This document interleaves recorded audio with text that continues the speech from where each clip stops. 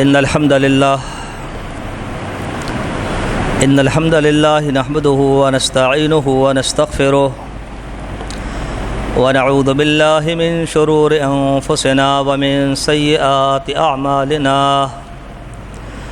من يهده الله فلا مضل له ومن يضلل فلا هادي له وأشهد أن لا إله إلا الله وحده لا شريك له وأشهد أن محمدًا عبده ورسوله أما بعد فإن خير الحديث كتاب الله وخير الهدي هدي محمد صلى الله عليه وسلم وشر الأمور محدثاتها وكل محدثة بدعة وكل بدعة ضلالة وكل ضلالة في النار من يطع الله ورسوله فقد رشد واهتدى ومن يعص الله ورسوله فقد ضل وغوى اللهم صل على محمد وعلى آل محمد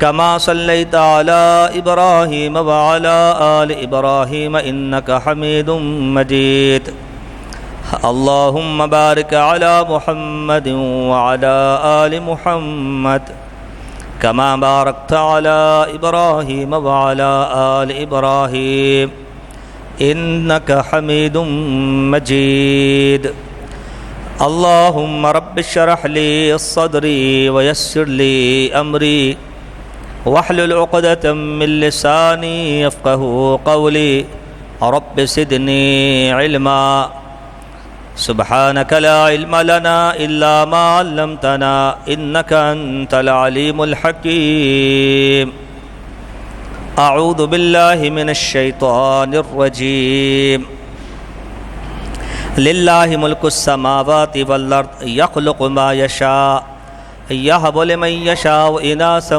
ويهب لمن يشاء الذكور أو يزوجهم ذكرانا وإناثا ويجعل من يشاء عقيما إنه عليم قدير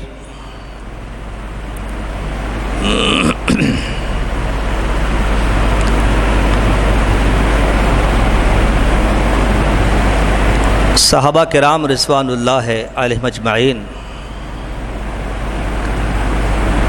ایک مرتبہ نبی کریم صلی اللہ علیہ وسلم کے پاس تشریف لائے اور یہ وہ لوگ تھے جن کا تعلق غریب غرباء و فقراء کے ساتھ تھا، مساکین تھے، صاحب حیثیت صاحب ثروت نہیں تھے، صاحب مال و دولت نہیں تھے۔ آ کر عرض کی اللہ کے نبی صلی اللہ علیہ وسلم، ہمارے مالدار ساتھی آپ کے اصحاب نماز میں ہمارے برابر ہیں، ہم نماز میں ان کے برابر ہیں،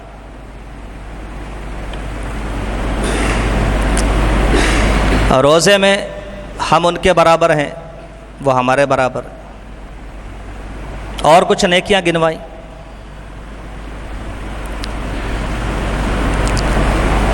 مگر اللہ نے ان کو مال دے رکھا ہے، وہ صدقہ خیرات کرتے ہیں، اجر میں ثواب میں ہم سے آگے چلے جاتے ہیں، ہم اس بات میں ان کا مقابلہ نہیں کر سکتے۔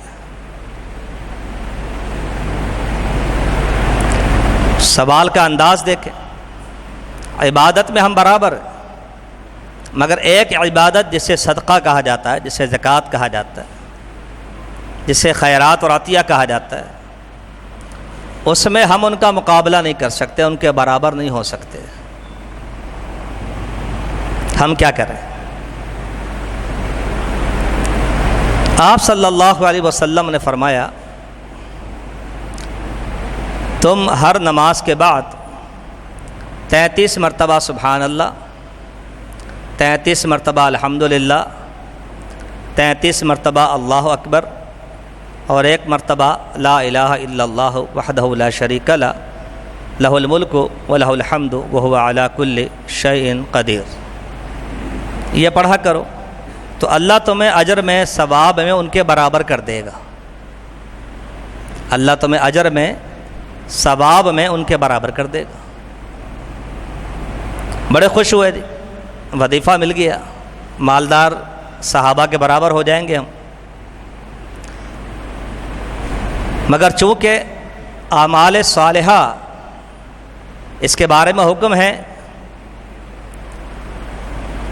فَلْيَتَنَافَسِ الْمُتَنَافِسُونَ, مسابقہ کرنا چاہیے اس میں تو کہ میں زیادہ کر لوں, میں زیادہ کر لوں. جیسے آپ نے اذان کی مثال دی, پتہ چل جائے اذان دینے میں کیا ثواب ہے تو قرآن اندازی ہوگی, بھائی میرا نمبر ہے آج. ترغیب دی نا آپ. فاستبقوا الخیرات, مسابقہ کرنا چاہیے, مقابلہ کرنا چاہیے کہ نیکیاں کون زیادہ کرے. نیکیوں کا ذوق اور شوق ہونا چاہیے, اجر اور ثواب کی چاہت اور طلب ہونی چاہیے. میں اس کی مثال دوں آپ کو. لقد کان لکم فی رسول اللہ اسوۃ حسنہ, ہر مسئلے کے لیے رول ماڈل زندگی اللہ کے نبی صلی اللہ تعالی علیہ وسلم کی حیات مبارکہ ہے. پہلا مارکہ بدر کا, سواریاں بہت کم ہیں, تلواریں بہت کم ہیں, لڑنے والے بھی بہت کم ہیں. سفر کے دوران یہ طے ہوا کہ ایک سواری پہ باری باری دو ساتھی بیٹھ جائیں. کچھ سفر ایسے کر لیں, کچھ پیدل کر لیں, پھر وہ بیٹھ جائیں, وہ پیدل پہ آ جائیں. نبی کریم صلی اللہ علیہ وسلم نے دو صحابہ کو سواری پر بٹھا دیا اور آپ نے مہار پکڑ لی, لگام پکڑ لی, رسی پکڑ لی اور چلنا شروع ہو. اب صحابہ کرام رضوان اللہ علیہم اجمعین یہ کب گوارا کر سکتے ہیں کہ ان کے مرشد اور ہادی امام الانبیاء شافع رود جدا احمد مجتبیٰ سید الاولین والآخرین رسول اللہ صلی اللہ علیہ وسلم پیدل چلیں اور ہم سواری پر. بالآخر ہمت کر کے کچھ دور جانے کے بعد ہمت کر کے کہہ دیا اللہ کے نبی صلی اللہ علیہ وسلم آپ سوار ہو جائیں, ہمیں اچھا نہیں لگ رہا. آپ نے فرمایا تم پیدل چلنے پر مجھ سے زیادہ طاقت نہیں رکھتے,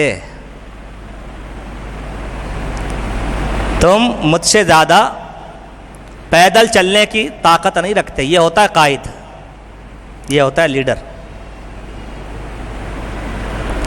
یہ ہے قیادت, یہ ہے سیادت. فرمایا مجھ سے زیادہ پیدل تھوڑی چل سکتے. اور دوسری بات فرمایا کہ میں ثواب کے حوالے سے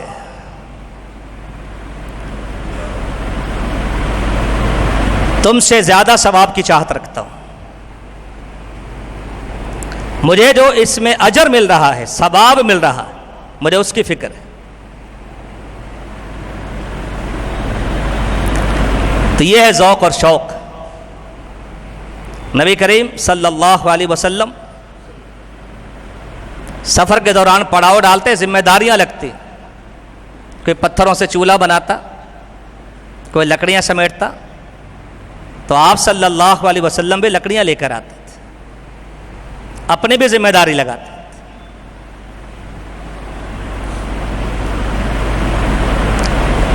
ایک ذوق ہے, ایک شوق ہے. کس کا ذوق اور شوق ہے؟ محمد الرسول اللہ صلی اللہ تعالی علیہ وسلم.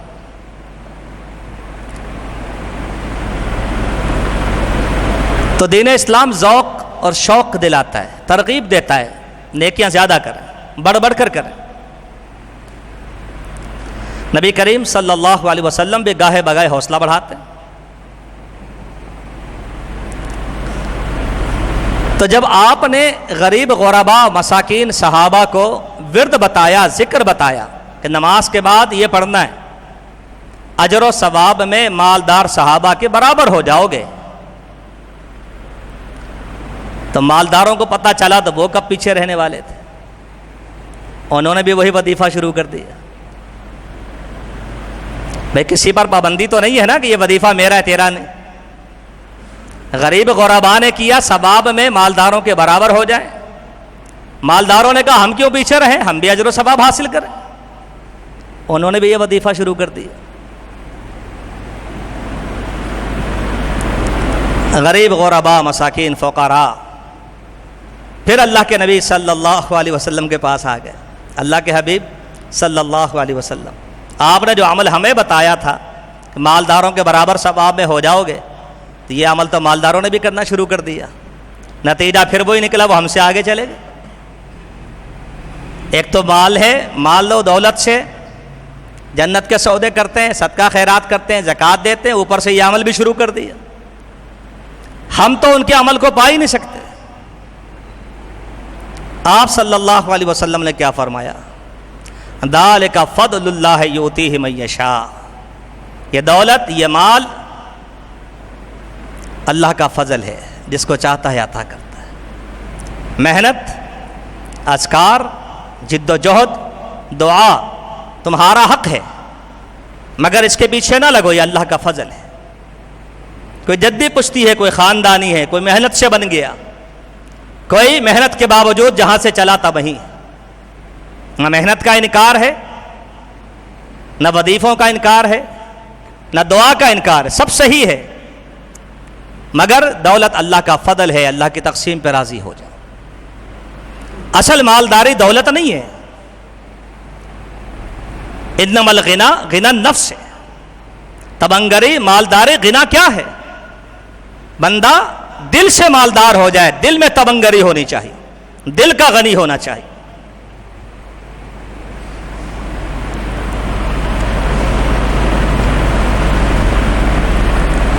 تو اللہ کی تقسیم پر راضی ہونا چاہیے۔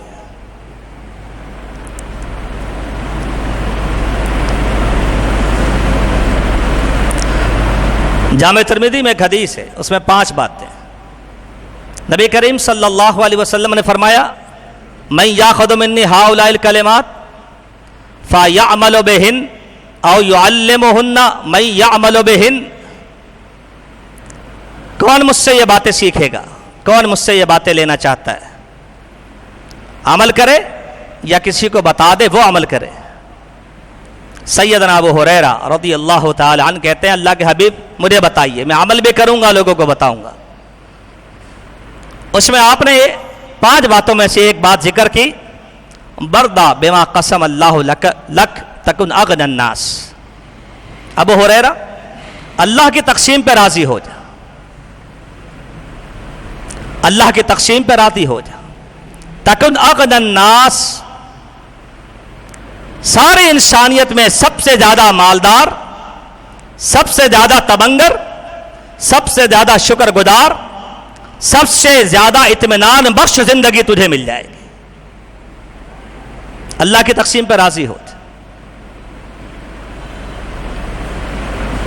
ہم اس پیمانے پر خود کو تولیں، اپنے معاشرے کو تولیں، ارباب اختیار و اقتدار، صاحب ثروت، غریب غربا، کالا اور گورا، ہر شخص تول کے دیکھ لے کہ وہ اللہ کی تقسیم پہ راضی ہے یا نہیں۔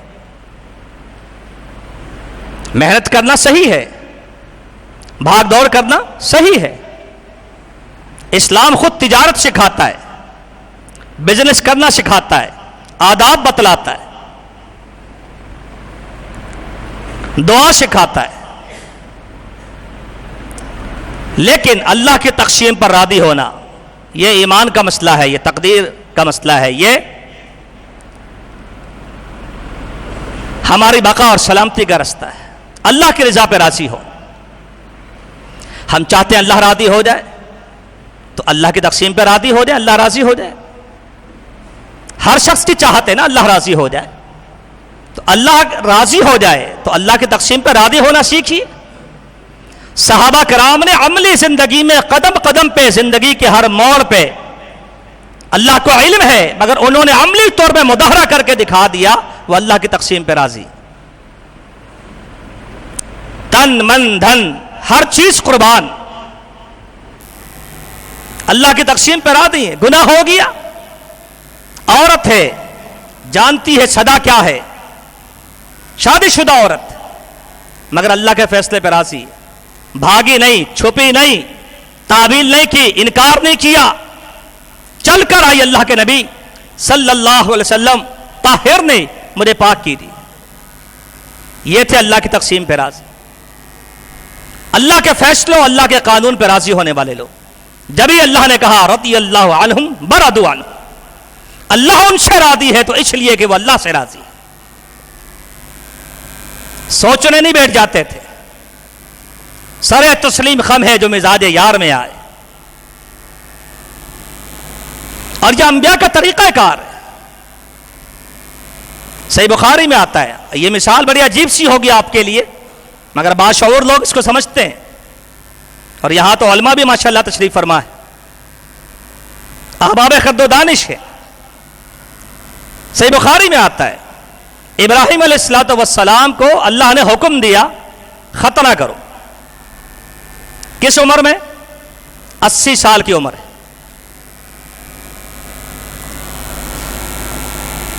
قانون فطرت ہے نا، سنن فطرت میں سے 80 سال کی عمر میں حکم آ گیا. اب کوئی ہاسپٹل نہیں ہے، کلینک نہیں ہے، کوئی شفا خانہ نہیں ہے، کوئی ڈاکٹر دستیاب نہیں ہے. کیسے؟ بالقدوم. صحیح بخاری کے الفاظ ہیں. قدوم کا ترجمہ علماء نے کیا ہے ٹوکا.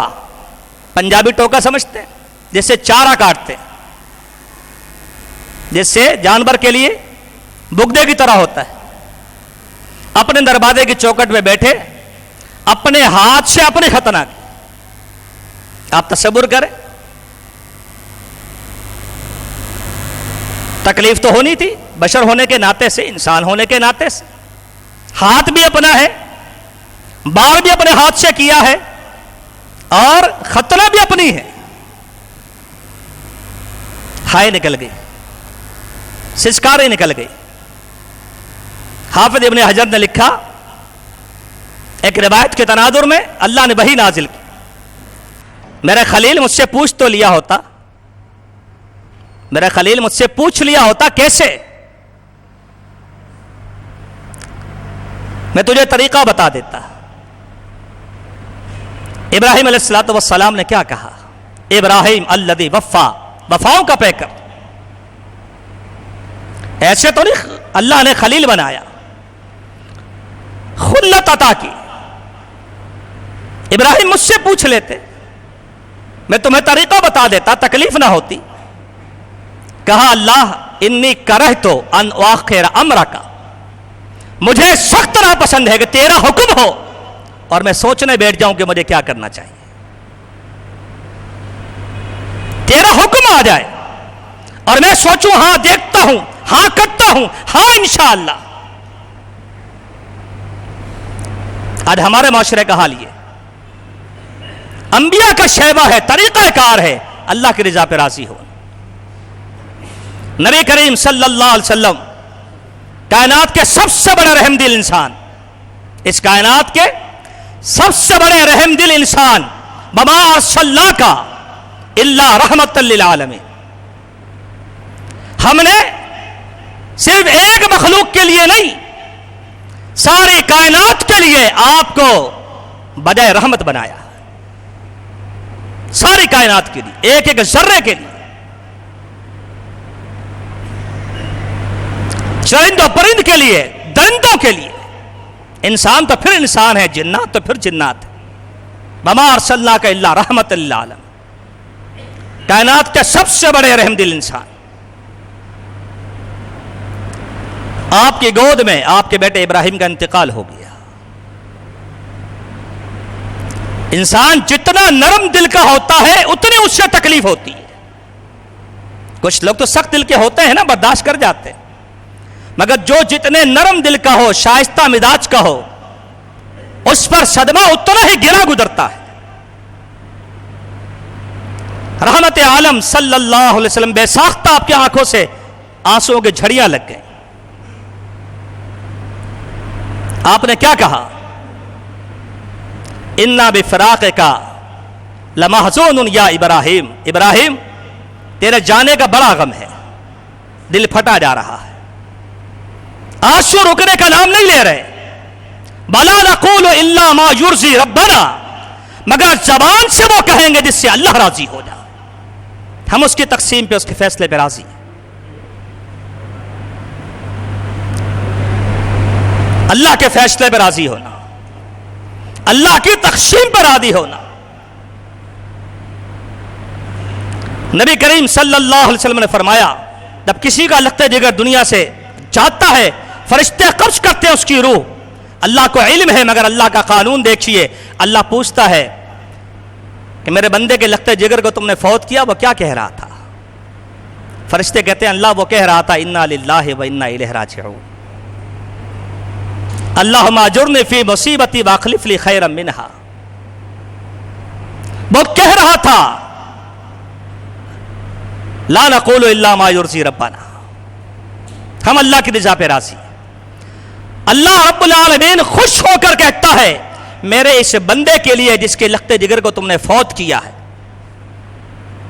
اس کی حمد و ثنا کے عبادت میں یہ میرے فیصلے پہ راضی ہو گیا، اس کے لیے جنت میں گھر بناؤ، محل بناؤ اور اس کا نام رکھو بیت الحمد. اس کو ہم نے وہ گھر عطا کرنا. یہ ہے اللہ کے فیصلے جس پہ ہمیں راضی ہونا. بَلَنَبْلُوَنَّكُمْ بِشَيْءٍ مِّنَ الْخَوْفِ وَالْجُوعِ وَنَقْصٍ مِّنَ الْأَمْوَالِ وَالْأَنفُسِ وَالثَّمَرَاتِ وَبَشِّرِ الصَّابِرِينَ الَّذِينَ إِذَا أَصَابَتْهُمْ مُصِيبَةٌ قَالُوا إِنَّا لِلَّهِ وَإِنَّا إِلَيْهِ رَاجِعُونَ أُولَٰئِكَ عَلَيْهِمْ صَلَوَاتٌ مِّن رَّبِّهِمْ وَرَحْمَةٌ. کسی نے ترجمہ کیا صلوات تو رحمت ایک جگہ پر آ گئے، ان کے لیے عنایتیں ہیں، شاباشیاں ہیں اللہ کی طرف سے جو اللہ کے فیصلوں پر راضی ہو جاتے ہیں. اللہ کا فیصلہ ہے ربک یخلق ما یشاء ویختار ما کان لهم الخیارہ. تخلیق اللہ کا فیصلہ ہے، ہماری سمجھ میں نہیں آتا یہ لال بیگ کا کی کیا ضرورت ہے، لال بیگ کی کیا ضرورت ہے، یہ چوہے کی کیا ضرورت ہے، یہ کوے کیوں پیدا کیے، یہ مکھیاں کیا ہیں، یہ مچھر کیا ہے. رب نے کہا یخلق ما یشاء، وہ جو چاہے پیدا کرے، ویختار جس کو چاہے منتخب کرے، ما کان لهم الخیارہ تخلیق میں کسی کو کوئی اختیار نہیں، اللہ کا فیصلہ ہے. سمجھ میں آتا ہے تو بھی ٹھیک ہے، نہیں آتا تو بھی ٹھیک ہے. اللہ کا فیصلہ ہے جو چاہے پیدا کرے، جس کو چاہے منتخب کرے. للہ ملک السماوات والارض، اللہ کے لیے بادشاہت آسمانوں کی اور زمین کی. یخلق ما یشاء جو چاہے پیدا کرے، جو چاہے پیدا کرے. اللہ کی تخلیق لا تبدیل لخلق اللہ، اللہ کی تخلیق میں کوئی تبدیلی نہیں، اللہ کی تخلیق میں کوئی تبدیلی نہیں. جو چاہتا ہے پیدا کرتا ہے. اسی لیے آپ دیکھیے دنیا کے اندر کوئی کالا ہے، کوئی گورا ہے، کوئی موٹا ہے، کوئی پتلا ہے، کوئی چھوٹا ہے، کوئی لمبا ہے، کوئی عربی ہے، کوئی عجمی ہے. ہر کسی کا اپنا بود و باش ہے، اپنی زبان ہے، اپنی تراش و خراش ہے، ہاں جی، اپنی زبان ہے، اپنا رنگ ہے. اب یہ اللہ کی تخلیق ہے، کوئی کہے نہیں دی یہ کیا بات کر، اسی پہ بگڑ جائے. عجیب بات ہے، کالا مجھے ہی بنانا تھا، چھوٹا مجھے ہی بنانا تھا، مجھے ہی عجم کے اندر پیدا کرنا تھا. یہ اللہ کی تخلیق سے بغاوت ہے. اور بغاوت ایسا جرم ہے، صحیح الجامع الصغیر کی حدیث، بغاوت ایسا جرم ہے جس کی سزا اللہ دنیا میں ضرور دیتا ہے. بغاوت ایسا جرم ہے جس کی سزا اللہ دنیا میں ضرور دیتا ہے. اللہ کی تخلیق اس کی ایک شکل مرد ہے، اللہ کی تخلیق اس کی ایک شکل عورت ہے. عمومی طور پہ اللہ نے دو قسمیں بنائی ہیں بس. ہاں اللہ رب العالمین نے اپنی مشیت و ارادے کے تحت ایک تیسری جو کہ نہ ہونے کے برابر قسم ہے جسے مخنث کہا جاتا ہے. پابند وہ بھی ہے وہ بھی مادر پدر آزاد نہیں ہے، شرع نے اس کے بھی احکامات بیان کیے۔ پوچھیے علماء کرام سے، مخنث کے احکامات بھی موجود ہیں، وہ مادر پدر آزاد نہیں ہے، مگر عمومی طور پہ اللہ کی تخلیق دو صورتوں میں، ایک مرد ہے ایک عورت۔ انہ خلق الذکر والانثی من نطفۃ اذا تمنی، اس نے مرد و عورت کو بنایا اس نطفے سے، بلکہ بعض نے کہا اس سے مراد کہ پہلے مرحلے پر فیصلہ ہو جاتا ہے کہ اس نطفے سے کیا پیدا ہوگا، اس پانی کے قطرے سے کیا پیدا ہونے والا۔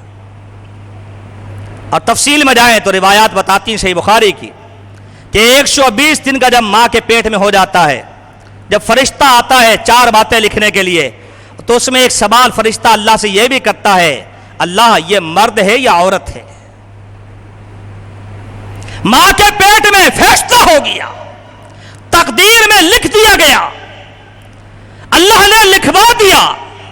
اب یہ دنیا میں آنے کے بعد جوان ہو کر، لبرل ہو کر، باغی ہو کر کہتا ہے کہ میں اللہ کی تقسیم پہ راضی نہیں، مجھے تو مرد ہونا پسند ہی نہیں، وہ کہتی ہے مجھے تو عورت ہونا پسند ہی نہیں۔ یہ اللہ کے قانون سے بغاوت، یہ صرف دنیا کا قانون نہیں ہے۔ یخلق ما یشاء، جو چاہے پیدا کرے، لا تبدیل لخلق اللہ، کوئی تبدیلی نہیں اللہ کی خلقت میں۔ اور انسان کو اللہ نے بہترین سانچے میں ڈالا ہے، 4 قسمیں اٹھا کر کہا لقد خلقنا الانسان فی احسن تقویم وَلَقَدْ كَرَّمْنَا بَنِي آدَمَ وَحَمَلْنَاهُمْ فِي الْبَرِّ وَالْبَحْرِ وَرَزَقْنَاهُمْ مِنَ الطَّيِّبَاتِ، تیرے جیسی تو مخلوق ہی کوئی نہیں، تو کہتا ہے میں اللہ کے فیصلے پہ راضی نہیں، میں اللہ کی تقسیم پہ راضی نہیں۔ سہارا لیتا ہے تو نام نہاد قانون کا، چھوٹے قانون کا۔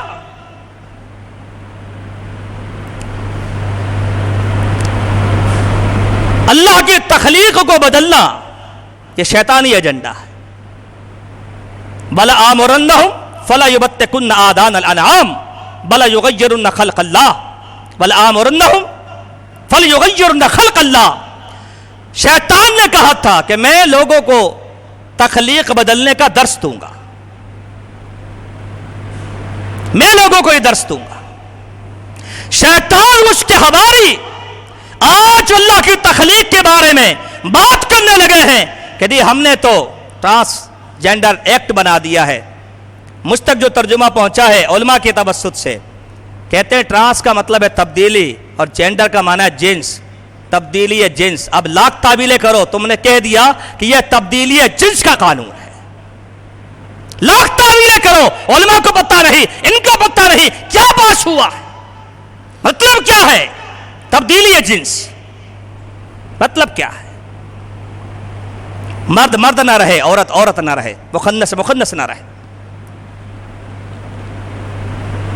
اس سے بڑھ کر بھی کوئی بغاوت ہوگی؟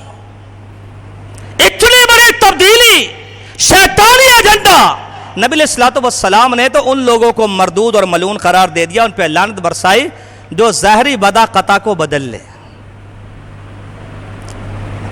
اندرونی ساخت اور ہارمونز کی تبدیلی اور آپریشنز اور سرجری یہ تو بات کا مسئلہ ہے۔ اگر کپڑا بدل لے، مرد عورت کے پہنے، عورت مرد کے پہنے، تو لعن رسول اللہ صلی اللہ علیہ وسلم المتشبہین من الرجال بالنساء والمتشبہات من النساء بالرجال، ان مردوں پہ جو عورتیں بن کر گھومتے ہیں اور وہ عورتیں جو مرد بن کر گھومتی ہیں، دونوں پہ لعنت بھیجی۔ امام الانبیاء جس پہ لعنت بھیجیں وہ کامیاب، اس لیے کہ اللہ کی تخلیق اس میں کوئی تبدیلی نہیں۔ یہ ممکن بھی نہیں ہوتا، یہ تو بس ایک بہرا روی ہے۔ یہ ممکن نہیں ہوتا کہ جو آپریشن ہو جاتا ہے تو پھر ہو جاتا ہے، ایسا نہیں ہوتا۔ کیوں؟ اللہ نے کہا یہب لمن یشاء اناثا ویہب لمن یشاء الذکور، جس کو چاہتا ہے لڑکے دیتا ہے، تخلیق کے ساتھ ذکر کر رہا ہے۔ یہ وہی آیت سورہ شورى کی، یخلق ما یشاء، جو چاہے پیدا کرے، یہب لمن یشاء اناثا، جس کو چاہے لڑکیاں دے دے، یہب لمن یشاء الذکور، جس کو چاہے لڑکے دے دے۔ او یزوجہم ذکرانا و اناثا، لڑکے اور لڑکیاں دونوں پیدا کر دے ایک ہی گھر کے اندر. وَيَجْعَلُ مَن يَشَاءُ عَقِيمًا، جس کو چاہے بانجھ کر دے، کائنات اسے نہیں دے سکتی. انہ علیم قدیر، علم اس کے پاس ہے، قدرت اس کے پاس ہے.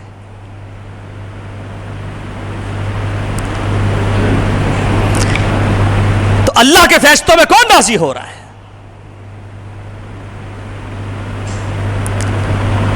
اللہ کے فیصلوں میں راضی ہونا سیکھیے. آپ کی دعاؤں کا، آپ کی محنت کا انکار نہیں ہے، مگر کالے کو اپنے کالے پن پہ راضی ہونا چاہیے، گورے کو گورے پن پہ راضی ہونا چاہیے، عربی کو اپنی عربیت پہ اور عجمی کو اپنی عجمیت پہ راضی ہونا چاہیے.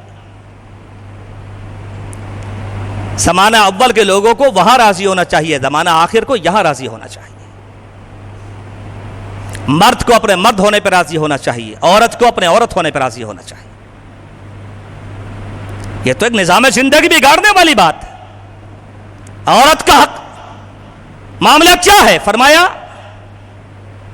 عورت کا ذکر ہوا تو تحت عبدین من عبادنا صالحین، عورت ماتحت ہوتی ہے. اور مرد کی باری آئی تو فرمایا للرجال علیہن درجہ، اللہ نے فوقیت عطا فرمائی عورتوں کے مقابلے میں مرد کو.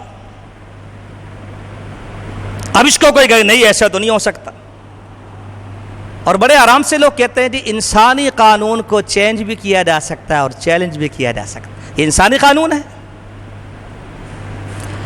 یہ انسانی قانون ہے؟ نہیں.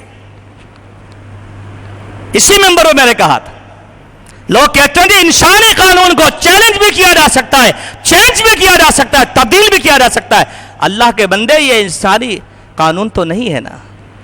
یہ مرد بنانا، یہ عورت بنانا کس کا کام ہے؟ الذی خلقک فسواک فعدلک فی ای صورت ما شاء رکبک. تخلیق تو اس کا کام ہے، یہ انسانی قانون تو نہیں ہے.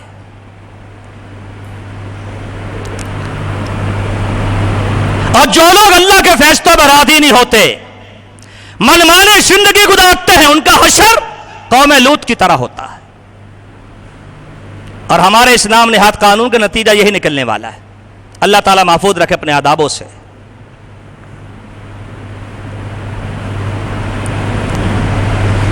پتھروں کی بارش،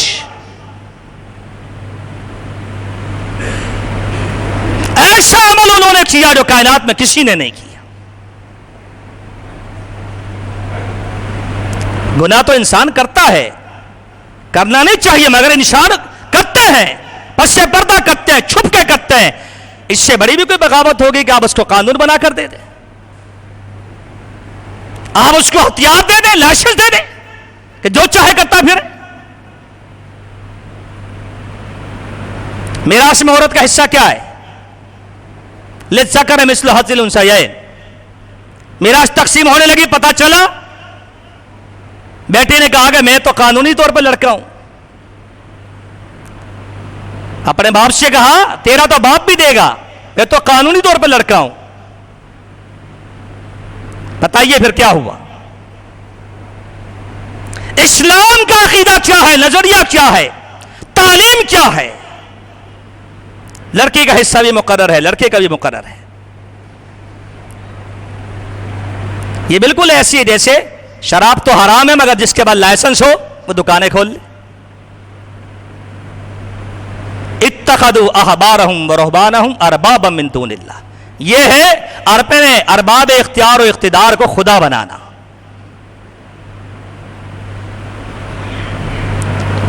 اللہ کے قانون اور فیصلوں کو تو کوئی بھی نہیں بدل سکتا.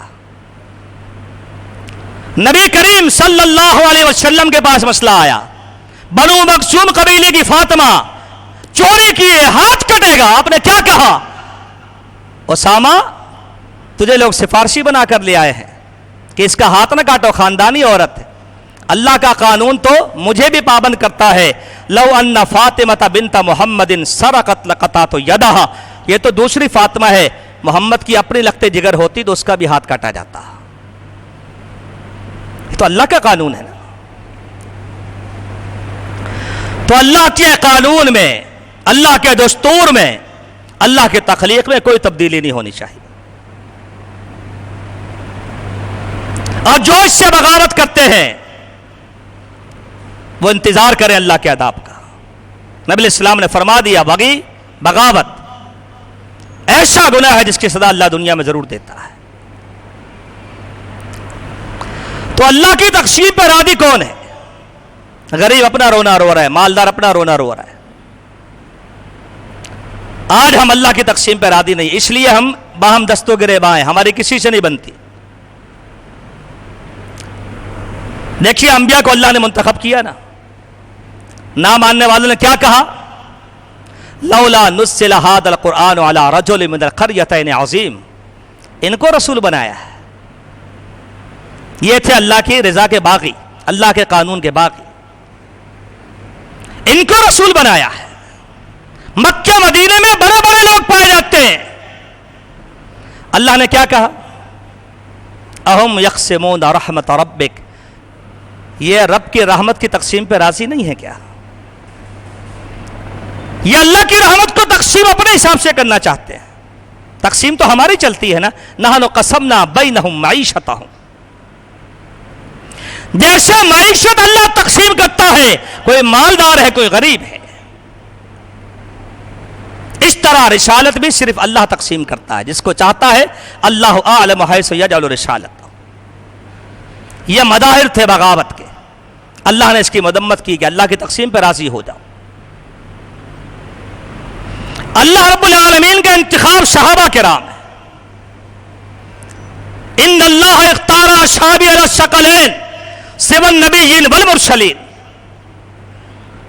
اللہ نے میرے صحابہ کو چنا ہے، منتخب کیا ہے. اب جو اس پہ راضی نہیں ہے، بے شک ایمان نہ ہو، کہتے ہم تو نہیں مانتے. اللہ نے کیا کہا؟ الا انہم هم السفہاء. یہ بے وقوف ہے. دنیا کسی کو بے وقوف کہے یا عقل مند کہے، ممکن ہے وہ عقل مند ہو اور ممکن ہے وہ بے وقوف ہو بھی سکتا ہے اور نہیں بھی، مگر اللہ جس کو کہتے بے وقوف ہے اس کے بے وقوف ہونے میں کوئی شبہ نہیں. یہ وہ بدنصیب ہے جو صحابہ کا دشمن ہے.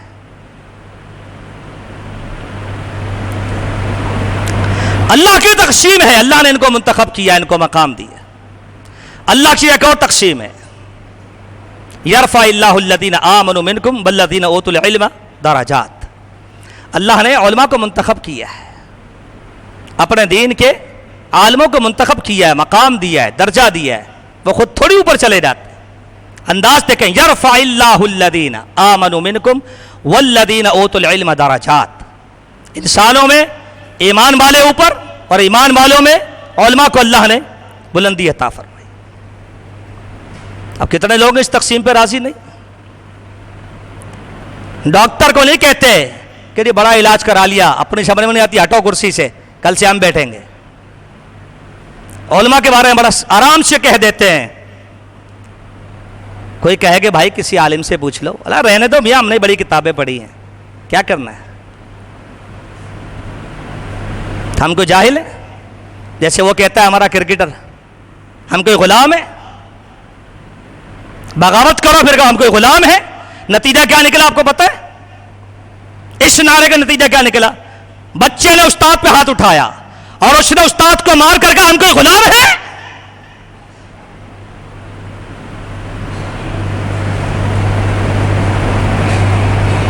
بغاوت کرو پھر کہو ہم کوئی غلام ہے. تم تو جدی پشتی غلام ہو، تمہاری نسل غلامی بھی گزری ہے اور آئندہ بھی گزرے گی. تو یہ سب بغاوت ہے اور کچھ بھی نہیں. اہل علم کو اللہ نے منتخب کیا، مقام دیا، اس پہ راضی ہونا چاہیے. ہاں اگر ہمیں کسی سے شکوہ ہے تو ڈاکٹر سے بھی شکوہ ہوتا ہے، ہمیں انجینئر سے بھی شکوہ ہوتا ہے، الیکٹریشین سے شکوہ ہوتا ہے. سارے شکوے جو ہیں علماء اور قراء سے رہ گئے. اللہ کی تقسیم پہ راضی ہونا سیکھیے. فرمایا وَرْضَ بِمَا قَسَّمَ اللَّهُ لَكَ. ابو ہریرہ اللہ کی تقسیم پہ راضی ہو جا، تیرے جیسا مطمئن زندگی والا کوئی نہیں ہوگا. اللہ کی تقسیم پہ راضی ہو تو مسئلہ تخلیق کا ہو یا دولت کا ہو، رنگ و نسل کا ہو یا خاندان کا ہو، قیادت اور سیادت کا ہو، کوئی مسئلہ بھی ہو میرے دوستو، اللہ کی تقسیم پر راضی ہونا سیکھیے۔ اللہ مجھے اور آپ کو توفیق عطا فرمائے، اللہ تعالیٰ دین حنیف پر چلنے کی توفیق عطا فرمائے۔ اقول قولی ھذا واستغفر اللہ لی ولکم وآخر دعوانا ان الحمد للہ رب العالمین۔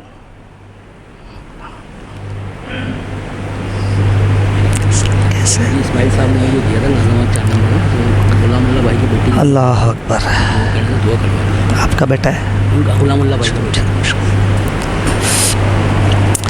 ان الحمد للہ نحمده ونستعینه ونستغفره ونعوذ باللہ من شرور انفسنا ومن سیئات اعمالنا من يهده الله فلا مضل له ومن يضلل فلا هادي له واشهد ان لا اله الا الله وحده لا شريك له واشهد ان محمدا عبده ورسوله اللهم صل على محمد وعلى آل محمد كما صليت على ابراهيم وعلى آل ابراهيم انك حميد مجيد اللهم بارك على محمد وعلى آل محمد كما باركت على ابراهيم وعلى آل ابراهيم انك حميد مجيد۔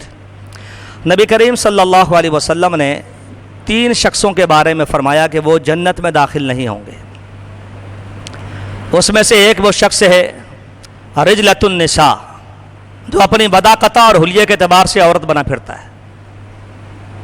فرمایا نبی علیہ السلام نے یہ شخص جنت میں داخل نہیں ہوگا جو اپنی بداقتہ کے اعتبار سے عورت بنا پھرتا ہے۔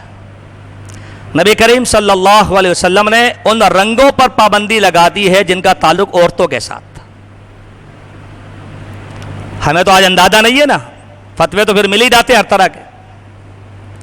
پیلا کلر، زعفرانی کلر، جس میں اورنج بھی آتا ہے، جس میں پیلا کلر بھی آتا ہے، مردوں کے لیے منع ہے۔ مگر آج تو پورے ایسے مکاتب ملیں گے سر تا پیر پیلے بنے ہوتے ہیں، پیلے شاہ، رنگین شاہ ہوتے ہیں نا جیسے ہمارے یہاں اورنگی میں۔ فرمایا کہ جو مرد ہے مگر عورت کی بداقتہ بناتا ہے جنت میں داخل نہیں ہوگا اگر بغیر توبہ کے مرتا ہے۔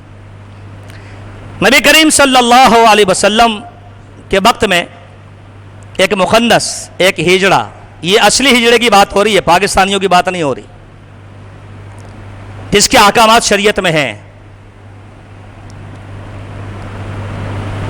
ایک دن وہ بیٹھا ہوا تھا، اس نے ایک عورت گزری، کہنے لگا کسی کو اس نے مشورہ دیا یا نبی علیہ السلام کو مشورہ دیا کہ آپ نے فلاں عورت سے نکاح کرنا ہے، اور وجہ یہ بتائی انہا تقبل باربعین و تدبر بثمان۔ مولانا عبداللہ صاحب سمجھتے ہیں اس چیز کو، حافظ صاحب بھی سمجھتے ہیں۔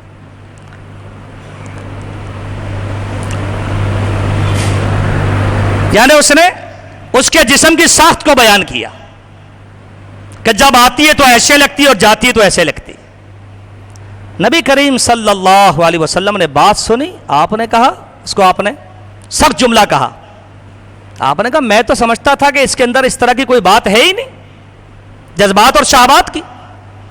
آپ نے اس کو مدینے سے جلا وطن کر دیا اور آپ نے فرمایا آج کے بعد یہ تمہارے گھروں میں نہ آئے۔ اور ہماری قوم کس راہ پہ چل رہی پتہ ہے؟ عمران سلفی صاحب سے پوچھیں، یہ صحافی ان کو پتہ ہے۔ آپ کچھ بول دو نا ہجڑے کو، کہتے ہیں ان کو کچھ نہیں کہنا چاہیے بھائی، نہ یہ اوپر ہیں یا یہ نیچے ہیں، ان کی لگ جاتی ہے، ان کی لگ جاتی ہے۔ بتائیے کہ جس قوم کا حال ہی جو ہجڑے سے ڈر رہی ہو تو اس قوم کو پھر آپ کہاں لے جانا چاہتے ہیں؟ عرفان شیخ صاحب ان کو پتہ نہیں کہاں بیچاروں کو لے جانا چاہتے ہیں، اس کا حال یہ بنا دیا ہے۔ تو اللہ کی تخلیق سے بغاوت ہے اور کچھ بھی نہیں ہے۔ جس کو اللہ نے مرد بنایا ہے وہ اپنے مقام کو سمجھے، پہچانے، اللہ کا شکر ادا کرے، اللہ کی اطاعت میں زندگی گزارے۔ جس کو اللہ نے عورت بنایا ہے اس کو چاہیے وہ اللہ اور اس کے رسول کی اطاعت کو اختیار کرے، اللہ کی رضا تقسیم پہ راضی رہے، اور جس کے اندر کوئی کوتاہی، کوئی کمی ہے، اللہ کی طرف سے نقص اور عیب ہے، وہ تیسرے درجے کا ہے، اس کو اس پر صابر اور شاکر ہونا چاہیے، احکام شرع کی پاسداری کرنی چاہیے۔ اللہ تعالیٰ مجھے اور آپ کو یہ صحیح باتیں نہ صرف بیان کرنے بلکہ آگے پہنچانے کی بھی توفیق عطا فرمائے، اور اس کے مطابق نسل نو کی تربیت کرنے کی اللہ تعالیٰ توفیق عطا فرمائے۔ ایک دو اعلانات ہیں. غلام اللہ صاحب کے بیٹے کی طبیعت کافی خراب ہے, اسپتال میں بیرون ملک میں ہیں, دعا کیجیے اللہ تعالیٰ انہیں صحت کاملہ عاجلہ عطا فرمائے. امیر محترم حافظ عبد الرحمن سلفی صاحب سخت علیل ہیں, آپ کو پتہ ہے شیخ الحدیث صاحب بھی علیل ہیں, اور بھی ہمارے احباب اور مردہ اور ہمارے ایک ساتھی جو ریاض میں ہوتے ہیں استاد ہیں ماشاءاللہ وہاں, ان کو واللہ عالم دوبارہ سے یا تو ڈینگی یا کرونا ایسا کچھ دوبارہ سے ہو گیا اور بہت تکلیف میں ہے, اور وہاں خاطر طریقے سے کوئی ڈاکٹر بھی ان کو نہیں دیکھ پا رہے. ان کے لیے اور تمام مردہ کے لیے, چھوٹوں اور بڑوں کے لیے, مردوں کے لیے, عورتوں کے لیے دعا کریں, اللہ سب کو صحت کاملہ عاجلہ عطا فرمائے. یونس بھائی کی زوجہ عرصہ سے بیمار ہیں, ان کے لیے دعا کریں. منور بھائی کی صحت یابی کے لیے, عمران سلفی صاحب کی ہمشیرہ کے لیے, ہماری اپنی ہمشیرہ ہیں یقیناً اور اسلامی بہنیں ہیں ہماری, ان کے لیے, اور عبداللہ عدنان بھائی کی والدہ کی مغفرت. اس حوالے سے یہ دعاؤں کی اپیل ہے, احباب دعاؤں میں یاد رکھیں گے, انفرادی بھی اجتماعی بھی. اللہ تعالیٰ آپ کو جزائے خیر عطا فرمائے. اور ایک اعلان یہ ہے کہ کل برود ہفتہ شام 4 بجے خواتین کے لیے ایک تربیتی نشست کا اہتمام کیا گیا ہے, جس میں باری ام عبداللہ خطاب فرمائیں گی. خواتین سے شرکت کی درخواست ہے. بامقام ارشد بھائی کا گھر چاندنی چوک, مکان نمبر 9/6 5E نست محمدی مسجد چاندنی چوک. ایڈریس یہاں یونس بھائی سے سمجھا جا سکتا ہے. تو کل یہ 4 بجے یا عصر کے بعد اہتمام ہے درس کا خواتین کے لیے. احباب اپنی خواتین اپنی بچیوں کو پہنچا کر استفادے کا موقع دیں. جزاکم اللہ خیرا. ربنا ظلمنا انفسنا وان لم تغفر لنا وترحمنا لنكونن من الخاسرين. ربنا آتنا في الدنيا حسنة وفي الآخرة حسنة وقنا عذاب النار. اللهم انصر الإسلام والمسلمين, اللهم انصر الجهاد والمجاهدين, اللهم انصر من نصر دين محمد صلى الله عليه وسلم واجعلنا منهم. اللهم اخذل من أعرض عن دين محمد صلى الله عليه وسلم ولا تجعلنا منهم. عباد الله رحمكم الله, إن الله يأمر بالعدل والإحسان وإيتاء ذي القربى وينهى عن الفحشاء والمنكر ولذكر الله أكبر والله يعلم ما تصنعون. سبحان ربك رب العزة عما يصفون وسلام على المرسلين والحمد لله رب العالمين.